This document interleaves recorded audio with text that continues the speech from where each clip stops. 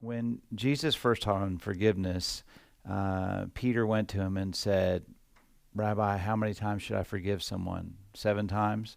Because the normal time that the rabbis taught in Jesus' time was 3 times. And after that, you don't have to forgive anybody. So Peter takes 3 times 2, doubles it, adds 1 for good measure. 7's a holy number in the Bible. Sounds good. But Jesus says, no, 70 times 7. In other words, it's unlimited. Forgiveness in everyday life, unlike that case with Dylan, forgiveness in everyday life is a little bit like breathing. In order to really have a good relationship with other people, it's like marriage is a never-ending graduate course in forgiveness.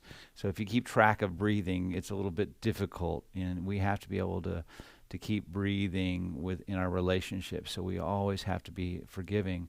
But it's not something that's natural. And a lot of people think, well, the Bible teaches forgive and forget. Nowhere in the Bible does it say forgive and forget. That's not in the Bible. It does says that God will forget our sins, but it's not like God has a memory retrieval problem. It's just that he no longer sees us as burdened down with those things anymore. He forgets them. As far as the east is to the west, it says God no longer remembers our sin. So forgiving someone is not forgetting what they've done.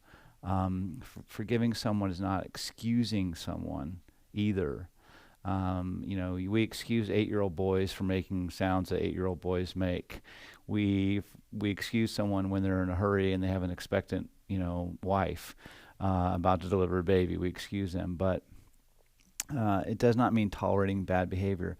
The other thing about forgiveness that people get mixed up on is it's not about reconciliation all the time.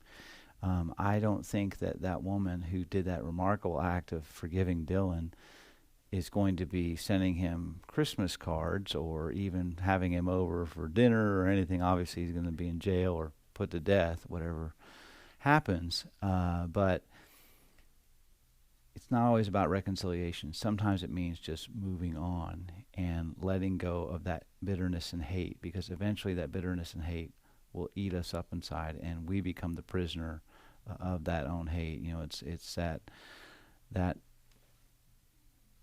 one of the things you can look at is sometimes you have women who are in abusive marriages, and the husband beats them up and over, and so do I have to forgive him? Do I have to forgive him? Do I have to?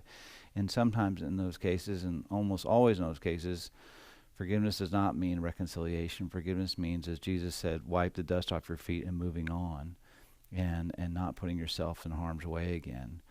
You can forgive them, but you also have to love yourself enough not to put yourself in that situation anymore.